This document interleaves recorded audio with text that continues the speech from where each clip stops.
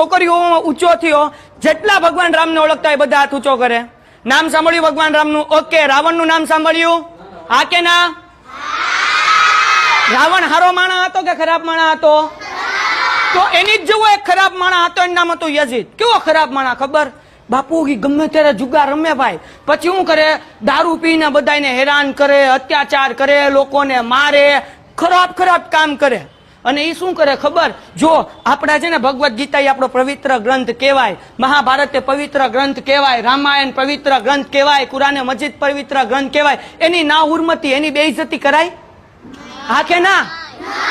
તો આ યઝીદ હતો ને બોસ, એ શું કરતો ખબર? આ ગ્રંથની એ આબરૂ કાઢતો, એની મસ્તી કરતો અને કુરાને મજીદની તોહીન કરતો. અને પછી શું કરતો ખબર? છોકરીઓ હોય, ઓરતો હોય, એના ઉપર અત્યાચાર કરે, એના ઉપર જુલ્મ કરે, એને મારે, એને હેરાન પરેશાન કરતો. ઇમામ હુસૈનને એમ થયું કે ભાઈ આવા ખરાબ કામ કરે એવા વ્યક્તિનો આપણે વિરોધ કરવો જોઈએ કે ન કરવો જોઈએ? હા કે ના? તો હવે ઇમામ હુસૈને વિચાર્યું કે ભાઈ હું છે ને આ ખરાબ માણસ છે એનો વિરોધ કરીશ. પોલા યઝીદે વિચાર કર્યો કે જો ઇમામ હુસૈન મારો વિરોધ કરશે તો પછી બધા મારો વિરોધ કરશે, એટલે આપણે એક કામ કરીએ. તો કે શું કરવું? તો કે ઇમામ હુસૈનની અવાજને દબાઈ દઈએ. એ સત્યનો સાથ આપે છે, સત્યના રસ્તા ઉપર છે, તો આપણે શું કરીએ ખબર? ઇમામ હુસૈનને જ મારી નાખીએ.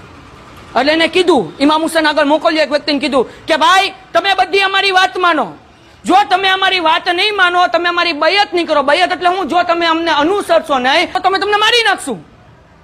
એટલે ઇમામ હુસૈને કીધું કાંઈ વાંધો નહીં, હું તો સત્યનો સાથ આપીશ, હું લોકો ઉપર અત્યાચાર થવા દઈશ નહીં. તું માનવતા ઉપર જુલ્મ કરે છે, હું માનવતા ઉપર જુલ્મ થવા દઈશ નહીં. એટલે ઇમામ હુસૈને શું કીધું ખબર? મારે મરવું પડે ને તો ભલે મરવું પડે. ઇમામ હુસૈન અલૈહિસ સલામની હારોહાર એમાં નાના નાના બચ્ચા હતા. તો કે તમારી જેવી નાની નાની દીકરીઓ, 4 થી 5 વર્ષની દીકરીઓ હતી, 8 થી 9 વર્ષની દીકરીઓ હતી, 11, 12, 13 વર્ષના દીકરાઓ હતા, 18 વર્ષના હતા, 80 વર્ષના હતા. બધા એને કેટલા લોકો હતા ખબર તમને?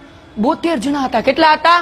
72. અને તમને ખબર છે સામે ઓલા યઝીદે લશ્કર મોકલ્યું ને, એવું કહેવાય છે કે અમુક રિવાયતમાં, અમુક ઇતિહાસકારો કે એવું લખ્યું કે 1 લાખ હતા, અમુક ઇતિહાસકારો કે એવું લખ્યું કે 30,000 કરતા ઘણા બધા વધારે હતા. તો આટલા બધા ભેગા થયા કેટલા જણાને શહીદ કરવા માટે?